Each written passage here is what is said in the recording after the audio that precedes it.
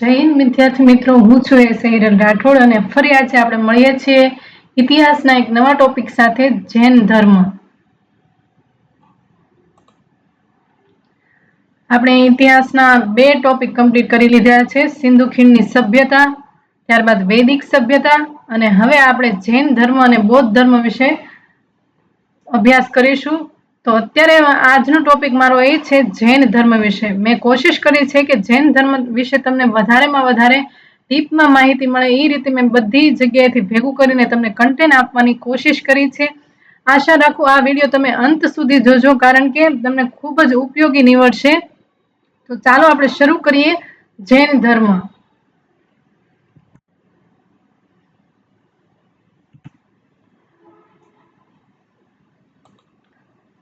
તો જૈન ધર્મની બેઝિક માહિતી વિશે આપણે વાત કરીએ કે જૈન ધર્મના સ્થાપક તમે સૌ જાણો છો, મહાવીર સ્વામી. જીવનકાળ ખાસ તમારે યાદ રાખવાનો છે. આ સાલવારી તમારે ખાસ યાદ રાખવાની છે. ઈસવીસન પૂર્વે 540 થી ઈસવીસન પૂર્વે 468. તેમાં વેરિએશન પણ આવે છે, તો એ વેરિએશન વિશે હું તમને જણાવું તો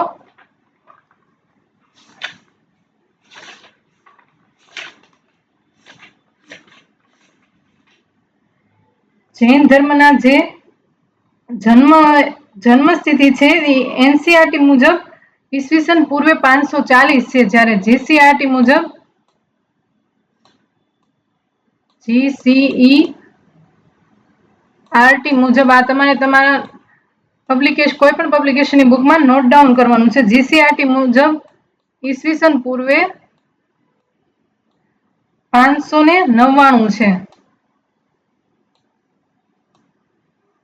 ઈસવીસન પૂર્વે 599 અને તેમની મૃત્યુ તિથિ છે ઈસવીસન પૂર્વે 527. આ તમારે ખાસ યાદ રાખવાનું છે, ઈસવીસન પૂર્વે 527. એનસીઆરટી મુજબ આ છે ઈસવીસન પૂર્વે 540 થી 468, જ્યારે જીસીઆરટી મુજબ ઈસવીસન પૂર્વે 599 થી ઈસવીસન પૂર્વે 527. ઓપ્શનમાં તમારે આ બેમાંથી કોઈ પણ એક જ ઓપ્શન હશે. તેમનું મૂળ નામ વર્ધમાન હતું. ઉપનામ તરીકે જોઈએ તો જીન, કેવલિન, નિર્ગ્રંથ અને અરહત હતા. તેની માતા ત્રિશલા, પિતા સિદ્ધાર્થ, પત્ની યશોદા, પુત્રી પ્રિયદર્શના. તેનો જન્મ ક્યાં થયો હતો? તો કુંડગ્રામ, વૈશાલી નજીક, કુંડગ્રામમાં. જન્મના સમયનું પ્રતીક શું હતું? સિંહ. જન્મ તિથિ તેની 9 એપ્રિલ હતી. તેમણે ગૃહ ત્યાગ કેટલા વર્ષે કર્યો? તો 90 વર્ષે તેમણે ગૃહ ત્યાગ કર્યો હતો. હવે તેમને કૈવલ્ય જ્ઞાન કેટલા વર્ષે પ્રાપ્ત થયું? 12 વર્ષે. એટલે કે 30 વર્ષ ઈ અને 12 વર્ષ આ. ટોટલ ગણીએ તો 42 વર્ષે. કુલ કેટલા વર્ષે કે તો 42 વર્ષ આવશે, પરંતુ તેમને કેટલા વર્ષ પછી કે તો 12 વર્ષની તપસ્યા પછી ઝુંભીક ગ્રામ નામના સ્થળે રૂપજાલિકા નદીના કિનારે પીપળાના વૃક્ષ નીચે, એટલે કે સાલ વૃક્ષ નીચે તેમને કેવલ જ્ઞાન પ્રાપ્ત થયું. ત્યારથી તેઓ જીન, મહાવીર, કેવલિન, નિગ્રંથ કે અરહત કહેવાયા. પ્રથમ ઉપદેશ તેને ક્યાં આપ્યો? તો રાજગૃહમાં, વિપુલાંચલ પહાડી બાગાકર નદીના કિનારે. તેમને ઉપદેશની ભાષા ખાસ યાદ રાખવાની, પ્રાકૃત અથવા અર્ધમાગધી. તેના પ્રથમ શિષ્ય કોણ હતું? જામાલી. તેમની પુત્રી પ્રિયદર્શના જમાઈ હતા. પ્રથમ શિષ્ય તરીકે સ્ત્રી એટલે કે ચંદના હતી. તેમનું મૃત્યુ ક્યાંથી થયું હતું? સલ્લેખના પદ્ધતિથી થયું હતું, એટલે કે ઉપવાસ કરવાથી તેમનું મૃત્યુ થયું હતું. પાવાપુરી, શમશેર શિખર, દિવાળીના દિવસે.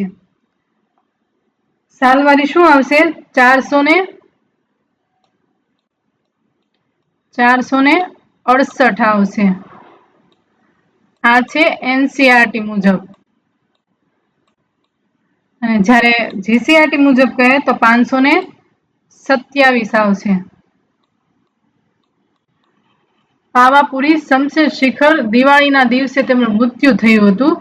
જૈનોના મુખ્ય તીર્થો કયા કયા છે? એક તો ઉજ્જૈન, મથુરા, દેલવાડા, ખજુરાહો, વલ્લભી, પાવાપુરી, કુંડગ્રામ, રાજગૃહ, ઝુંભીક ગ્રામ ને ખાસ કરીને આપણું પાલિતાણા. તેના સંપ્રદાય કેટલા છે? શ્વેતાંબર અને દિગંબર. તેમનો ધર્મગ્રંથ કયો છે? આગમો.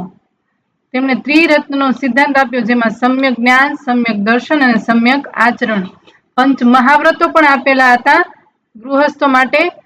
સત્ય, અહિંસા, અપરિગ્રહ એટલે કે સંગ્રહ ન કરવો, અસ્તે એટલે કે ચોરી ન કરવી અને બ્રહ્મચર્ય. ખાસ યાદ રાખવાના આ પોઈન્ટ છે, વિધાન વાક્યમાં પૂછાઈ શકે. હવે જૈન ધર્મ વિશે થોડીક માહિતી મળીએ કે જૈન ધર્મ સંગઠિત કે સંકલન થતા વિકસિત કરવાનું કાર્ય જૈન ધર્મના 24માં તીર્થંકર એટલે કે મહાવીર સ્વામીએ કર્યું. તેથી જૈન ધર્મના વાસ્તવિક સંસ્થાપક માનવામાં આવે છે. તે પહેલા જૈન ધર્મના પ્રથમ તીર્થંકર કોણ હતા? ઋષભદેવ, જેને જૈન ધર્મની શરૂઆત કરી હતી. તીર્થંકર શબ્દનો અર્થ શું થાય છે? પવિત્ર કરનાર. જૈન ધર્મમાં જેમણે પોતાની અલૌકિક અદ્ભુત શક્તિ તેમજ શાસ્ત્ર અને ઉત્તમ ચારિત્ર્ય દ્વારા સંસારરૂપી નદી પાર કરી શકાય તેવો ઘાટ બાંધ્યો, તે મહામાનવ મહાન વિભૂતિને તીર્થંકર કહેવાય છે. જૈન ગ્રંથો મુજબ 24 તીર્થંકરો થઈ ગયા છે, જે તમે જાણો છો. પ્રથમ ઋષભદેવ એટલે કે આદિનાથ, અને 24માં હતા વર્ધમાન મહાવીર સ્વામી.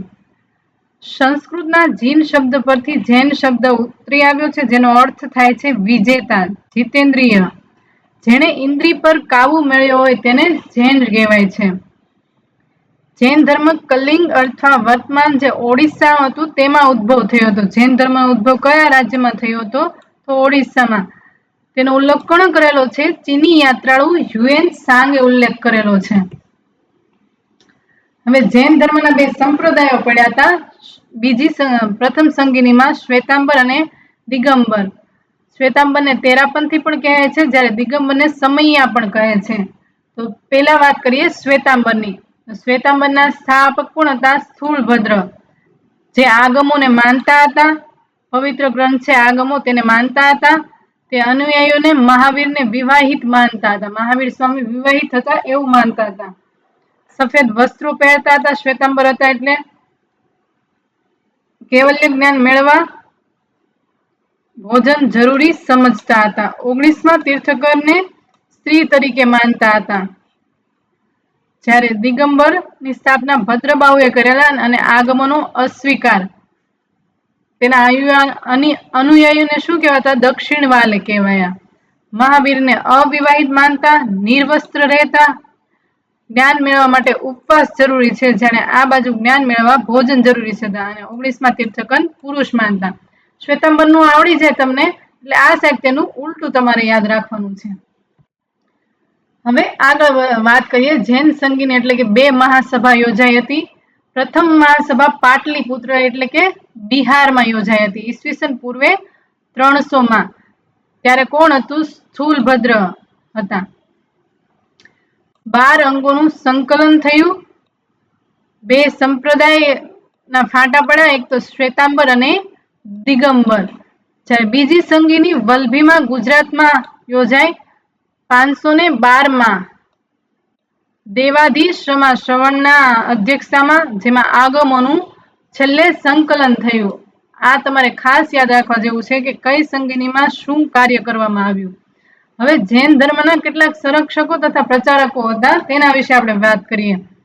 જૈન ધર્મના પ્રચાર માટે મહાવીર સ્વામીએ સંઘની સ્થાપના કરી.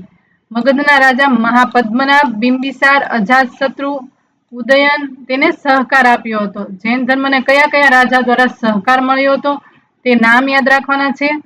મહાવીર સ્વામીએ પોતાનો ઉપદેશ લોકો સરળતાથી સમજી શકે તેવી લોકભાષા અર્થાત અર્ધમાગધી એટલે કે પ્રાકૃત ભાષામાં આપ્યો હતો. તેમના નિર્વાણ પછી 200 વર્ષ બાદ પરંપરાના અનુયાયીઓ દ્વારા જૈન ધર્મનો ઝડપી ફેલાવો થયો. કલિંગ દેશમાં પણ તેનો ઝડપથી ફેલાવો થયો. તેની વાત કોણે કરી છે? ચીની યાત્રાએ હ્યુએન સાંગે કલિંગને જૈન ધર્મનું મુખ્ય ઉદ્ભવ સ્થાન કહ્યું. કલિંગ ક્યાં આવેલું છે? ઓડિશામાં. બિહારના નંદ વંશના આશ્રય હેઠળ ફેલાવો થયો. ચંદ્રગુપ્ત મૌર્ય તથા સંપ્રતિએ આ ધર્મ અપનાવ્યો હતો. અવંતીના ચંડ પ્રદ્યોતે પણ જૈન ધર્મ અપનાવ્યો હતો. ચંદ્રગુપ્તના શાસનકાળમાં અંત ભાગમાં મગધમાં દુષ્કાળ પડ્યો, તેથી ગણધર ભદ્રબાહુ તેના અનુયાયીઓને સાથે દક્ષિણમાં સ્થળાંતર થયા. મગધમાં ગણધર સ્થૂલીભદ્ર રહ્યા. તેમણે મહાવીર સ્વામીના ઉપદેશને વ્યવસ્થિત રીતે ગ્રંથસ્થ કરવા માટે જૈન ગ્રંથોની પુનઃ રચના કરી. માટે મગધના પાટલીપુત્રમાં પ્રથમ જૈન મહાસભા બોલાવવામાં આવી હતી. શા માટે? કે ઉપદેશોને ગ્રંથસ્થ કરવા માટે. જે આમાં જેને પ્રચાર ફેલાવો જેને સાથ આપ્યો છે તે તમારે યાદ રાખવાનું છે. મહત્વના પોઈન્ટ છે. પ્રથમ સંગીની ક્યાં યોજાણી, કોણ તેના અધ્યક્ષ હતા, તેમાં શું કાર્ય કર્યું. ત્યારબાદ સંરક્ષકો અને પ્રચારકોમાં મહાવીર સ્વામીએ સંઘની સ્થાપના કરી. તેમાં મહાપદ્મના, બિંબિસાર, અજાતશત્રુ અને ઉદયન તેણે એમનો સાથ આપ્યો. અને મહાવીર સ્વામીએ જૈન ધર્મની ભાષા કઈ રાખી? અર્ધમાગધી એટલે કે પ્રાકૃત. અને મહાવીર સ્વામીના નિર્માણ બાદ જૈન ધર્મનો ઝડપી ફેલાવો થયો અને તેનું ઉદ્ભવ સ્થાન કલિંગને માનવામાં આવે છે. ચંદ્રગુપ્ત મૌર્ય અને સંપ્રતિએ પણ જૈન ધર્મ અપનાવ્યો. ત્યારબાદ અવંતીના ચંડ પ્રજોપતિએ પણ જૈન ધર્મ અપનાવ્યો. દુષ્કાળ પડવાથી મગધમાં દુષ્કાળ પડવાથી દક્ષિણમાં જૈન ધર્મ સ્થળાંતર થયો. ઉપદેશોનો વ્યવસ્થિત રીતે ગ્રંથ કરવા પાટલીપુત્રમાં પ્રથમ જૈન મહાસભા બોલાવવામાં આવી.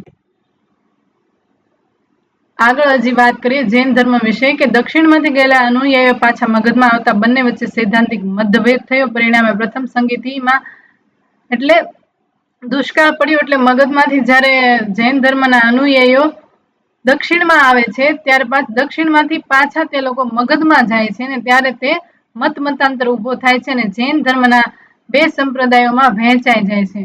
પ્રથમ સંગીનીમાં કોણ? શ્વેતાંબર અને દિગંબર. તેમ છતાં પણ ઓડિશાના કટક પાસે ઉદયગિરીમાંના હાથી ગુફા અભિલેખ પરથી ત્યાંના ચોલ રાજા ખારવેલે જૈન ધર્મ અપનાવ્યો હોવાનું પ્રમાણ મળે છે. મથુરા પણ જૈન ધર્મનું મુખ્ય કેન્દ્ર છે. તમારે ખાસ યાદ રાખવાનું છે કયા કયા કેન્દ્રો જે જૈન ધર્મના કેન્દ્રો છે. દક્ષિણ ભારતમાં ઈસુની પહેલી સદી દરમિયાન મૈસૂરના શ્રવણબેલગોળામાં જૈન ધર્મનો ઘણો પ્રસાર થયો હતો. ઉપરાંત ઈસુની 5મી થી 12મી સદી દરમિયાન ગંગ, કદમ, ચાલુક્ય અને રાષ્ટ્રકૂટ વંશના રાજાઓ પોતાના રાજ્યમાં જૈન ધર્મનો પ્રચાર કરવાની પરવાનગી આપી. ગુજરાતના સોલંકી રાજાઓએ જૈન ધર્મ અપનાવ્યો. સિદ્ધરાજ જયસિંહ અને કુમારપાળે તેમાં ઘણો મોટો ફાળો આપ્યો હતો. ફાટા શું કામ પડ્યા હતા? જ્યારે મગધમાં દુષ્કાળ પડ્યો ત્યારે અનુયાયીઓ દક્ષિણમાં સ્થળાંતર કર્યું અને પાછા દક્ષિણમાંથી જ્યારે મગધમાં જાય છે ત્યારે મતાંતર ઉદ્ભવે છે અને જૈન ધર્મના બે ફાટા પડે છે, શ્વેતાંબર અને દિગંબર. અને જૈન ધર્મના પુરાવા ઓડિશાના કટક પાસે ઉદયગીરીના હાથી ગુફા અભિલેખ પરથી ત્યાંના ચોલ રાજા ખારવેલે જૈન ધર્મ અપનાવ્યો એવા પુરાવા મળે છે. મથુરા પણ જૈન ધર્મનું મુખ્ય કેન્દ્ર રહ્યું છે. શ્રવણના બેલગોળામાં પણ તેનો પ્રચાર થયેલો છે. કદમ, ચાલુક્ય, રાષ્ટ્રકૂટ રાજાઓએ પણ જૈન ધર્મને અપનાવ્યો છે. સોલંકી રાજા સિદ્ધરાજ જયસિંહ અને કુમારપાળે પણ તેનો જૈન ધર્મ અપનાવવામાં ઘણો મોટો ફાળો છે. મહાત્મા ગાંધીએ પણ જૈન મતાવલંબી હતા. જૈન ધર્મના સત્ય અને અહિંસાના સિદ્ધાંત પરથી જ તેમણે આઝાદીની લડાઈ લડી અને દેશને આઝાદી અપાવી. હવે અમુક ફેક્ટ્સ વિશે વાત કરીએ જૈન ધર્મના કે જૈન ધર્મના પ્રથમ તીર્થકર ઋષભદેવ હતા. 24માં કોણ હતા? વર્ધમાન સ્વામી હતા. જૈન ધર્મના જે 24 તીર્થકરો છે તેમાં તમારે ખાસ યાદ રાખવાના છે. પ્રથમ તો ઋષભદેવ છે. તેમનું જે પ્રતીક ચિહ્ન છે તે છે સાંઢ.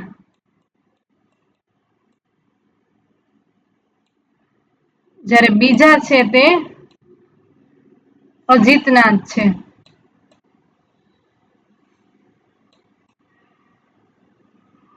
પાંચ થી છ તમારે સ્વામીના તમારે નામ અને તેના પ્રતીક યાદ રાખવાના છે.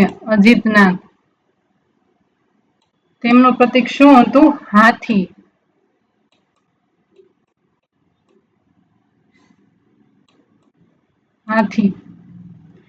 જ્યારે ત્રીજા કોણ હતું? સંભવનાથ.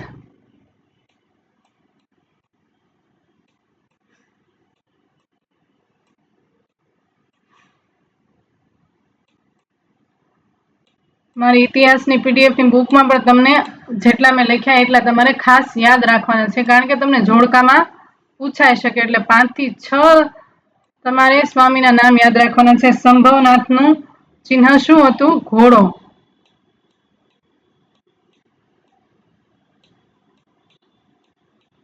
જ્યારે ચોથા હતા અભિનંદનનાથ.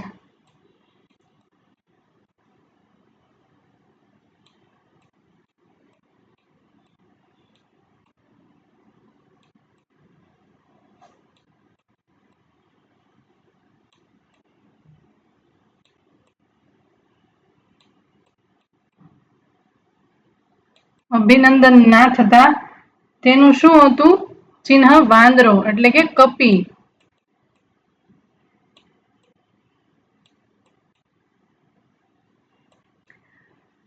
તો પ્રથમ ઋષભનાથ હતા, તેમના પ્રતિક ચિહ્ન સાંઢ. બીજા અજીતનાથ, તેમનું પ્રતિક ચિહ્ન હાથી. સંભવનાથના ઘોડો. અભિનંદનનાથના વાંદરો હતા. જ્યારે પાંચમા છે સુમિતનાથ, તેના સારસ હતા. ત્યારબાદ 19માં નેમિનાથ, 19માં છે મલ્લીનાથ, તેને સ્ત્રી તરીકે પણ માને છે અને અમુક પુરુષ તરીકે પણ માને છે. જ્યારે તેમનું પ્રતિક ચિહ્ન કળશ છે. જ્યારે 22માં વાત કરીએ, 21માં વાત કરીએ તો 22માં અષ્ટનેમિનાથ તરીકે તેનું પ્રતિક ચિહ્ન શંખ છે. 23માં પાર્શ્વનાથ, તેમનું સર્પ છે. અને 24માં મહાવીર સ્વામી, તેનું સિંહ છે. બસ આટલા તમારે યાદ રાખવાના છે. મહાવીર સ્વામીએ 30 વર્ષે ગૃહ ત્યાગ કર્યો તેના ભાઈ નંદીવર્ધનની પરવાનગીથી. જ્યારે ગૌતમ બુદ્ધે 29 વર્ષે ગૃહ ત્યાગ કર્યો. નેમિનાથ એટલે કે નેમિનાથ જે હતા તે શ્રી કૃષ્ણ સમકાલીન હતા. ચંપાના રાજા દધીવાઈની પુત્રી ચંદના મહાવીર સ્વામીના પ્રથમ શિષ્યા બની હતી. ચંદના જે શિષ્યા બને છે પ્રથમ શ્રી શિષ્યા તરીકે ચંદનાનો ઉલ્લેખ જોવા મળે છે. જ્યારે પ્રથમ શિષ્ય તેના જામાલી હતા, જે તેના જમાઈ હતા, તેની પુત્રી પ્રિયદર્શાના પતિ. કુરલ તે તમિલ ભાષામાં લખાયેલો પ્રખ્યાત જૈન ગ્રંથ છે. પ્રથમ જૈન સંઘની શાસનકાળમાં પાટલીપુત્રમાં શૂલિભદ્રની અધ્યક્ષતામાં ઈસવીસન પૂર્વે 300માં યોજાઈ, જેમાં આગમોનું સંકલન કરવામાં આવ્યું. તેમાં શ્વેતાંબર અને દિગંબર ફાટા પડ્યા. પ્રથમ જૈન તીર્થંકર વૃષભદેવનું નિર્માણ અષ્ટપદ નામના સ્થળે કૈલાસ પર્વત પર થયું હતું. આ ખાસ યાદ રાખવા જેવી વસ્તુ છે. જૈન ધર્મ કેટલી શ્રેણીમાં વિભાજિત હતો? 4: ભિક્ષુ, ભિક્ષિણી, શ્રાવક અને શ્રાવિકા. થેન્ક યુ વિદ્યાર્થી મિત્રો. આશા રાખું કે તમને આ વિડીયો દ્વારા ઘણી માહિતી મળી હશે. જે લોકો તૈયારી કરી રહ્યા છે તે મારા વિડીયો જોઈને તમારા કોઈ પણ પબ્લિકેશનની બુક તમે રીડ કરો છો, તમે સાઈડમાં નોટ ડાઉન કરતા જાઓ, અથવા જે પણ હું કંઈ વિડીયો દરમિયાન તમને અંડરલાઈન કરાવું છું તો તમે એની શોર્ટ નોટ પણ બનાવી શકો છો, જેથી કરીને તમે એક્ઝામ સમયે આસાનીથી રિવિઝન કરી શકો. જૈન ધર્મ અને બૌદ્ધ ધર્મ બેનો એક જ ટોપિક છે, પરંતુ તમે એક સાથે બોરિંગ ના થઈ જાઓ અને વિડીયો એકદમ લેન્ધી ન બને એ માટે મેં તેના 2 ટોપિક બનાવ્યા છે, જૈન ધર્મ અને બૌદ્ધ ધર્મ. આગળનો વિડીયો હવે બૌદ્ધ ધર્મનો અપલોડ કરવામાં આવશે. ત્યાં સુધી તમે મારા યુટ્યુબના હરેક વિડીયો જોતા રહો અને યુટ્યુબ સાથે જોડાયેલા રહો. વધુ ને વધુ મારા વિડીયોને શેર કરો, જેથી કરીને જે વિદ્યાર્થીને આની જરૂર છે તેઓ જોઈ શકે. આશા રાખું તમને મારા વિડીયો દ્વારા ઘણી માહિતી મળી રહી છે. જે વિદ્યાર્થીઓને કંઈ બી પ્રશ્ન હોય તેઓ કોમેન્ટ બોક્સમાં લખી શકે છે. મારો પૂરો પ્રયત્ન હશે તમને મારાથી હું પૂરતી ટ્રાય કરીશ તમને આખો સિલેબસ કવર કરાવી શકું, જેથી કરીને તમે તમારા ગોલ સુધી પહોંચી શકો. અસ્તુ. જય હિન્દ, જય ભારત.